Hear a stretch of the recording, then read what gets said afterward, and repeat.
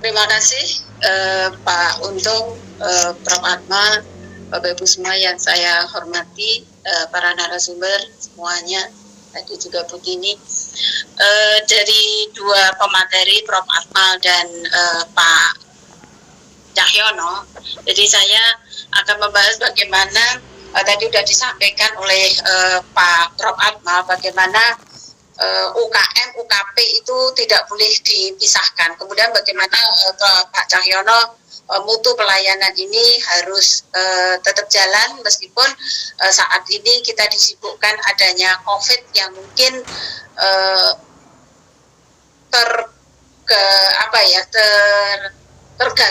tergagap dengan adanya pandemi seperti ini yang menguras tenaga teman-teman puskesmas dan teman-teman dinas kesehatan. Apapun dan bagaimanapun COVID ini, mutu layanan kesehatan, program-program yang lain, terutama program prioritas, ini tidak boleh dikesampingkan. Hanya yang sebagai alasan adalah karena semuanya terkuras di COVID, termasuk juga di pendanaan. Dalam hal ini, dalam keadaan situasi seperti ini, dan sekarang dalam masuk dalam era kehidupan baru, ya, bukan new normal. Saya kira kalau bicara normal ini yang menyebabkan masyarakat sekarang lengah semuanya, akhirnya kasusnya naik, jadi adaptasi kebiasaan baru. Kami bagaimana sih peran dinas kesehatan dalam menjaga mutu layanan di era adaptasi kebiasaan baru ini? Bagaimanapun kita kembali kepada amanah Undang-Undang 23, bagaimana peranan dinas kesehatan, bagaimana tanggung jawab dinas kesehatan. Bahwa dinas kesehatan ini adalah membantu pimpinan daerah melaksanakan pembangunan kesehatan di daerah. Kemudian kalau kita bicara SPM, SPM ini sekarang menjadi tanggung jawab pimpinan daerah. Apapun hasilnya SPM, ini adalah kinerja pimpinan daerah, bukan kinerja dinas kesehatan. Sehingga ini yang harus disadari oleh teman-teman dinas kesehatan. Bagaimana tanggung jawab yang begitu berat, ini harus dijalankan, harus dimainkan oleh dinas kesehatan dengan perangkat yang ada di unit-unit pelaksana, baik di pelaksana rujukan, kemudian pelaksana primer, dan fungsi pembangunan wilayah ini harus jalan bersama-sama. Kalau kita bicara standar pelayanan minimal, ini adalah kebutuhan hak warga negara yang menjadi beban pemerintah daerah. Jadi kalau dari Kementerian Kesehatan, kalau saya bisa sampaikan, kita lebih tertata lebih duluan mengenai SPM ini sudah lama, tetapi di OPD lain ini kelihatannya SPM ini masih menjadi sesuatu yang baru. Jadi pola pikir jajaran kesehatan ini kita sudah diajari bagaimana standar pelayanan minimal apa sih yang harus dicapai oleh teman-teman di dinas kesehatan dengan perangkatnya. Nah ini 12 indikator ini jangan sampai nanti karena COVID yang sudah berjalan hampir 5 bulan ini akan melengahkan kita semuanya, teman-teman puskesmas, teman-teman dinas kesehatan, sehingga SPM yang merupakan kinerja pimpinan daerah ini tidak tercapai. Ini saya mengingatkan sedikit pada anak-anak saya yang ini puskesmas. Tadi Bapak Moderator juga sampaikan, saya sudah terlalu lama Pak Untung ini di dinas kesehatan. Ya, jadi wali kotanya sudah ganti beberapa kali. Jadi bagaimana konsep puskesmas? Saya selalu sampaikan bagaimana peranan teman-teman puskesmas. Jangan sampai, tadi Prof. Atma juga sampaikan, jangan sampai karena adanya JKN dituntut oleh BPJS bahwa baru pelayanan ini. Konsep puskesmas secara keseluruhan sebagai pembina wilayah ini tidak dipahami secara utuh oleh teman-teman puskesmas. Energinya habis untuk pelayanan UKP. Sehingga dengan adanya konsep mutu apapun itu bentuknya, dengan adanya akreditasi bagaimana UKM, UKP ini harus terstandar, teman-teman pola pikirnya harus terstandar, bukan hanya oh ini ada kegiatan laksanakan, bukan. Sehingga pada kesempatan COVID-19 ini, adanya kejadian COVID-19, tantangan teman-teman, sinergi antara UKM, UKP ini sangat diperlukan. Peranan dinas kesehatan ini sangat ditantang bagaimana ini menjadi penanggung jawab kesehatan yang ada di wilayah, kemudian menjadi orang tua teman-teman puskesmas, teman-teman rumah sakit. Ini yang harus dilakukan oleh peran dinas kesehatan. kalau kita lihat fungsi puskesmas, di situ jelas BMK 43 bahwa UKM, UKP. Tadi Prof. Ahmad juga sampaikan, ini dilakukan secara komprehensif. Wewenang puskesmas sangat besar, yang di situ dipahami oleh teman-teman Pusmas di BMK 43 2019.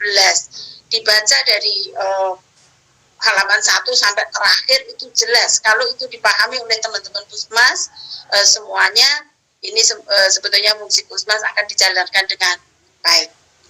Kemudian saya akan membahas sedikit ya bagaimana situasi pandemi COVID ini berpengaruh terhadap mutu layanan dan berpengaruh terhadap capaian program. Adanya kebijakan pembatasan kegiatan masyarakat, PSBB, yang akhirnya sekolah libur, akhirnya akan berdampak kepada screening anak sekolah, yaitu ada di STM, kemudian adanya posyandu yang tidak dilaksanakan, kemudian posbindu ini berhenti, seperti itu akan berpengaruh pada capaian SPM. Belum lagi kita dihadapkan dengan sosial ekonomi masyarakat dengan adanya pandemi ini. Ini akan bagaimana kegiatan-kegiatan UKPM ini akan berdampak pada bagaimana PMT balita, bumelnya, kemudian imunisasi tetap jalan ya. Kalau di tempat kami sejak awal tetap jalan dengan cara tertentu, jangan sampai karena adanya pandemi COVID akan timbul masalah lain lagi, stunting malah tambah banyak. Kemudian kita dihadapkan juga pada permasalahan yang ada di Vaskes. Bagaimana teman-teman yang ada di puskesmas harus melakukan screening, kemudian teman-teman harus tracing, tracking, kemudian harus melakukan pemeriksaan rapid, pengambilan swab. Ini tenaganya banyak tersita di sana. Jangan sampai karena kegiatan ini, kegiatan yang pokok, kegiatan yang esensial, kegiatan yang sebetulnya itu merupakan hak masyarakat yang harus dipenuhi, ini terabaikan. Belum lagi sarana prasarana. APD contohnya, di saat-saat awal begitu sulitnya, puskesmas ini harus di pelayanan terdepan, ini harus APD ini tidak boleh terabaikan. Jadi perlunya di sini bagaimana teman-teman sekarang, kalau dulu diakreditasi PPI, ini mungkin tidak begitu, teman-teman tidak begitu bukan hanya suatu kewajiban, bukan kebutuhan. Tapi sekarang itu menjadikan kebutuhan bagaimana kita tidak tertular dan masyarakat juga tidak tertular. Dan ini sudah banyak nakes yang terkonfirmasi. Dan di Solo saya juga pernah menutup satu puskesmas karena adanya karyawan yang terkonfirmasi. Tetapi sebetulnya kami tidak pernah mempermasalahkan tertular dari mana, tetapi bagaimana segera memutus mata rantai. Karena dari karyawan yang habis cuti, ya seperti itu kita lakukan screening, ternyata positif, lah ini akhirnya terpaksa. Dan di kabupaten sebelah, ini juga bahkan satu kabupaten menutup 5 puskesmas. Ini kan sesuatu yang sangat-sangat menjadi pemikiran kita, bagaimana kalau puskesmas tutup, kemudian rumah sakit juga membatasi pelayanan, ini kan korbannya masyarakat lagi, sehingga nanti akan timbul permasalahan kesehatan yang lebih besar. Tantangan kesehatan, dinas kesehatan ini menjadi sangat besar bagaimana membina teman-teman puskesmas. Belum lagi persepsi di masyarakat, adanya stigma masyarakat, kemudian takut ke Vaskes ya. Ini kami menggambarkan juga di Solo ini ada salah satu rumah sakit besar, nakesnya di atas 100 yang kena terkonfirmasi. Ini kan juga menjadikan ketakutan masyarakat. Kemudian kepatuhan masyarakat sendiri terhadap protokol kesehatan, sehingga pemutusan mata rantai ini juga menjadi kendala. Saya sangat tertarik pada slide-nya Pak Cahyono ya. Bagaimana quality system ini harus jalan. Kalau quality system ini sudah dipahami oleh teman-teman menjadi suatu kebutuhan, bukan menjadi suatu kewajiban, bukan menjadi suatu itu tertulis saja yang harus dikerjakan, tapi ini menjadi suatu kebutuhan yang mereka memangnya harus lakukan. Ya, saya sangat tertarik dengan slide-nya Pak Cahyono. Ya, bagaimana sistem quality ini harus jalan. Pada situasi pandemi seperti ini, ya kita harus tadi Pak Cahyono sampaikan review. Mungkin SOP-nya yang kemarin itu tidak sesuai dan kita diajarkan di akreditasi juga melakukan review. Kemudian di UKM juga begitu besar. PPI mungkin dulu menjadi kebutuhan teman-teman yang di UKP. Tapi sekarang teman-teman yang di UKM, apakah dia saat melakukan tracing di dalam kelompok yang terkonfirmasi, dia tidak pakai APD, bagaimana prosedur pakai APD, bagaimana melepas APD, sehingga PPI ini tidak hanya kebutuhan satu kelompok ya. Jadi ini kalau saya melihat ya bagaimana di slide-nya Pak Cahyono disampaikan bagaimana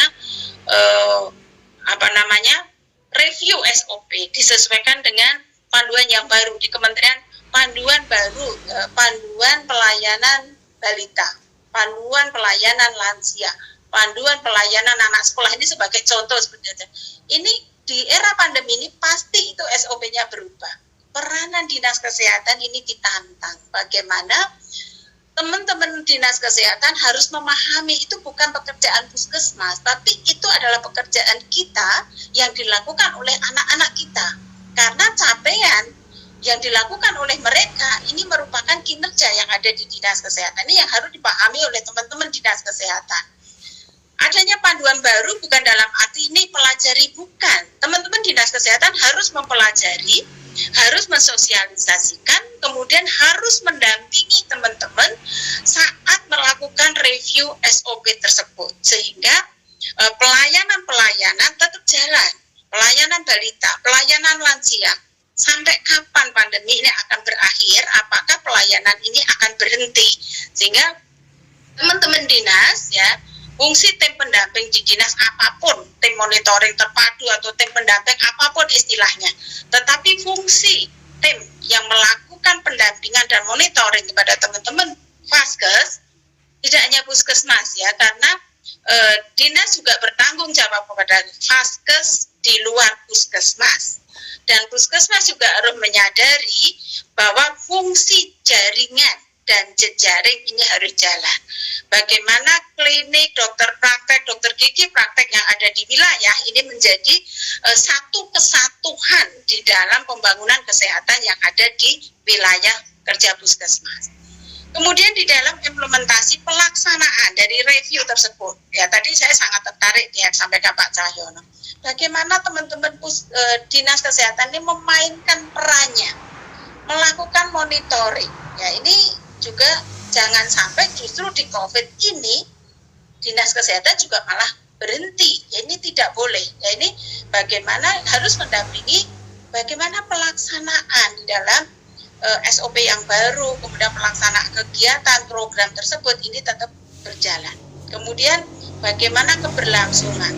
Jadi poin yang disampaikan Dr. Cahyono tadi, menurut saya ini simpel, tetapi kalau dilaksanakan dengan baik dan menyeluruh dan ini menjadi suatu kebutuhan, insya Allah capaian program mutu layanan ini akan terlaksana dengan baik.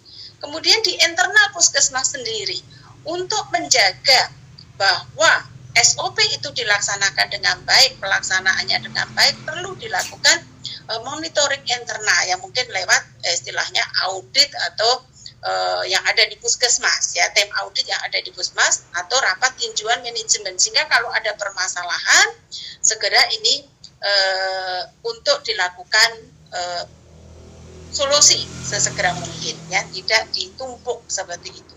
Kemudian dengan adanya pandemi ini kita dituntut adanya inovasi-inovasi. Tadi Dr. Cahyono juga sampaikan bagaimana teman-teman berinovasi di pelayanan. Kalau dulu di pendaftaran semua dibuka, kemudian di obat semua dibuka. Sekarang karena adanya COVID ini, karena kemungkinan adanya transmisi droplet ini, akhirnya diberi tirai. Bagaimana teman-teman yang pelayanan harus persalinan, bagaimana supaya persalinan aman bagi petugas, ini harus berinovasi. Jadi banyak inovasi-inovasi yang dilakukan oleh teman-teman puskesmas, dan pastilah inovasi harus sesuai dengan permasalahan yang dihadapi oleh puskesmas, tidak bisa sama. Kemudian dari hal-hal ini kalau dipahami oleh teman-teman puskesmas semua ya, ini peningkatan mutu dan keselamatan, baik keselamatan petugas dan keselamatan pasien. Menurut saya perlu adanya suatu audit apakah yang dilakukan oleh teman-teman puskesmas itu sudah sesuai dengan standar yang ada. Ini perlu dilakukan audit atau penilaian eksternal siapapun lembaganya. Kemudian dan ini juga peranan kalau dinas kesehatan sendiri pasti menurut saya dinas kesehatan di internal dalam hal pembinaan. Tapi kalau penilaian saya kira kalau dari dinas kesehatan kok rasanya kalau menurut saya ya nanti belum baik ditulis baik karena yang membina dia sendiri yang menilai 2 menit lagi. Ya. Bu, 2 menit. Berapa menit Pak Untung? 2 ya. 2. Oke. Ya. Oke Pak Untung ya. Kemudian peningkatan mutu dan keselamatan pasien ini akan mewujudkan kepuasan pelanggan sehingga puskesmas ini bukan karena belas kasihan ditunjuk, tetapi karena memangnya puskesmas ini menjadi pilihan masyarakat. Itu yang selalu saya tekankan, bagaimana menjadikan puskesmas ini menjadi pilihan masyarakat. Ini contoh inovasi-inovasi yang bisa dilakukan oleh teman-teman puskesmas karena kita tidak bisa berhadapan langsung, bertatap langsung, mengurangi tatap langsung, pemeriksaan juga dibatasi waktu, jangan terlalu bertatap lebih lama sehingga inovasi-inovasi dengan berbasis IT dan yang lain itu perlu dikembangkan. Mungkin antrian online dengan nanti bridging dengan mobil JKN, kemudian screening online sehingga yang datang ke puskesmas ini benar-benar yang akan dilakukan tindakan. Tetapi yang anamnesa yang lain itu bisa dilakukan dengan IT, kemudian konsultasi online. Dan ini semua adalah untuk memberikan kepuasan kepada masyarakat. Tadi di slide-nya Prof. Apa mungkin ada yaitu pemberdayaan masyarakat dengan kelompok dasawismanya. Ini saya kira ini perlu benar-benar dikembangkan terutama kalau ada masyarakat yang confirm perlu karantina mandiri, peranan dari lingkungan, kelompok persepuluhan ini sangat mendukung. Kalau di Solo istilahnya adalah Solo Tangguh, Sengkuyung Tonggo, seperti itu. Bagi Nyengkuyung Tonggo supaya mereka yang melakukan karantina mandiri atau isolasi mandiri ini mendapat dukungan dari lingkungan. Tidak ada stigma, tapi kebutuhan masyarakat juga tertangani dengan baik. Dengan adanya inovasi-inovasi dan tadi sistem quality perbaikan sistem tadi, mutu tadi, akan terjadi peningkatan capaian program, paling nggak mempertahankan jangan sampai COVID ini program prioritas menjadi turun, apalagi turunnya terlalu terjun, ya jangan seperti itu ya. Jadi ini masih banyak waktu, mari kita review SOP, kemudian pelaksanaan program dengan mengacu panduan-panduan yang ada di Kementerian Kesehatan. Saya kira itu yang kami sampaikan. Peranan Dinas Kesehatan sangat besar, terutama di penganggaran juga. Ini memegang peranan sangat penting karena kebutuhan puskesmas juga begitu besar di saat-saat seperti ini untuk menjaga mutu layanan, kemudian untuk perlindungan dan untuk memberikan perlindungan kepada petugasnya sendiri dan memenuhi sarana prasarana yang dibutuhkan oleh puskesmas, sehingga Dinas Kesehatan harus benar-benar bijak mensikapi keadaan ini dari bidang yang ada dan sekretariat. Semuanya, tidak ada ini pekerjaan P2, tidak ada, ini adalah pekerjaan semuanya, satu teamwork Dinas Kesehatan dan puskesmas, satu wilayah, seluruh vaskes yang ada di suatu daerah. Saya kira itu yang bisa kami sampaikan, Bapak Moderator. Terima kasih, mudah-mudahan pandemi ini segera berlalu, masyarakat mendapatkan hak-haknya untuk kebutuhan kesehatan dasar. Demikian, terima kasih. Wassalamualaikum warahmatullahi wabarakatuh. Waalaikumsalam. Makasih Bu.